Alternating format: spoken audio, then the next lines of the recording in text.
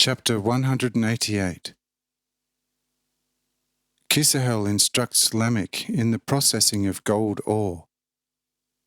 Tubal-Cain is summoned.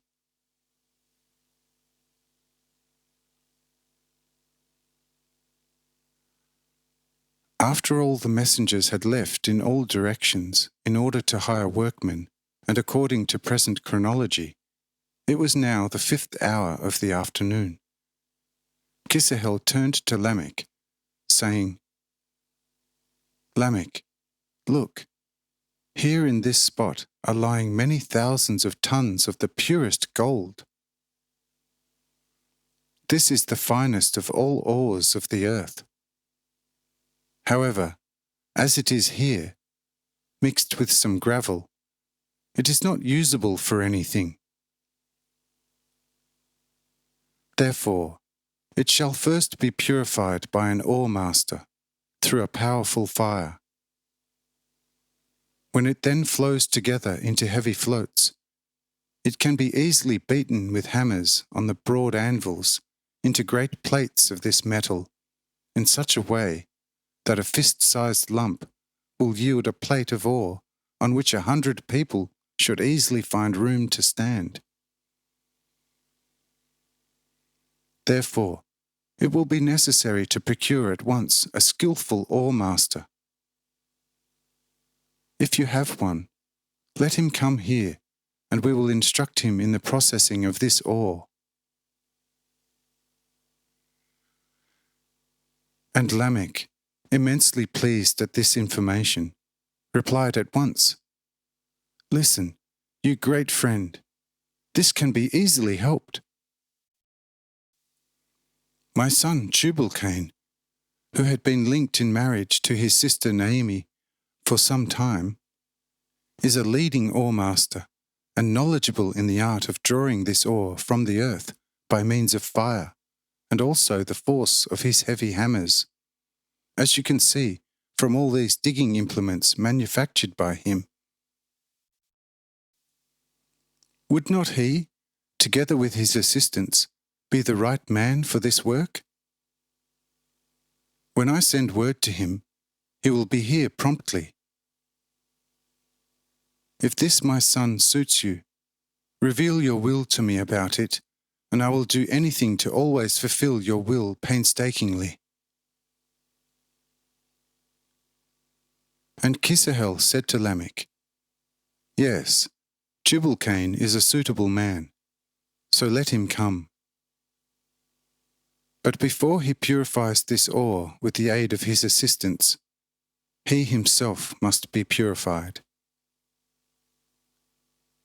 For within his structure there is considerably more impure sand than within the structure of this fine, but presently still crude ore.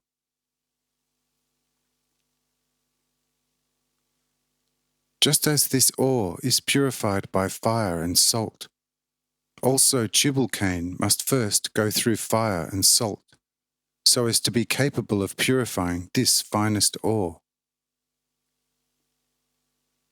However, when you send a messenger to him, tell him to be quiet before Tubal-Cain about all that has happened here. And so you may do it. Amen." But Lamech, no longer noticing any male person around, asked Kisahel in some embarrassment, "Great friend, all is well if you permit me to enter the city. There I shall soon find a messenger who will attend to this.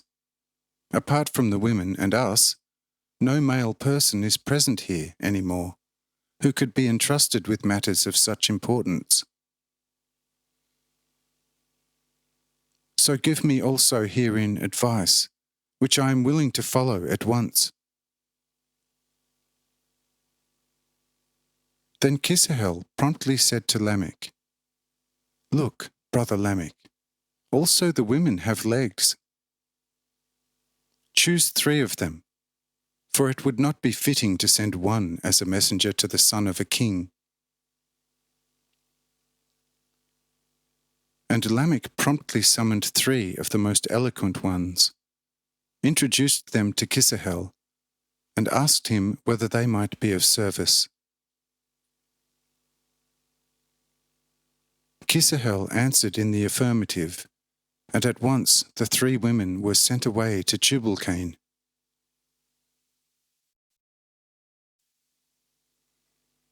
When the women had gone, Kisahel said to Lamech, "Brother Lamech, if you are hungry and thirsty, send the women and maids with the empty baskets to your larders to bring back food and drink." And Lamech replied, "Yes, great, dear friends, if I were worthy of the grace and it pleased you to eat with me, a poor sinner, I should do at once what you suggested.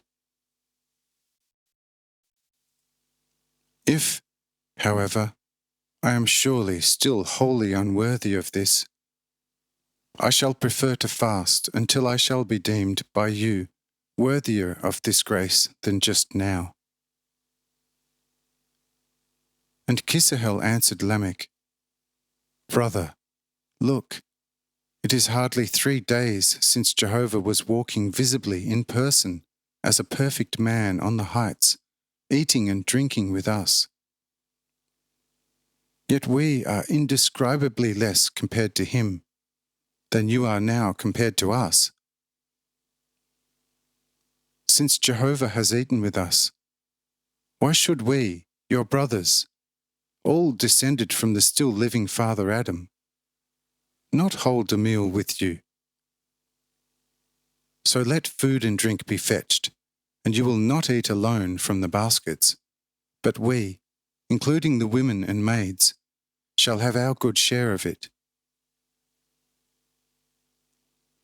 Here Lamech jumped up, almost demented with joy, and, glorifying and praising God for this, to him, inexpressibly great grace, at once sent the women and maids to bring the very best from his larders.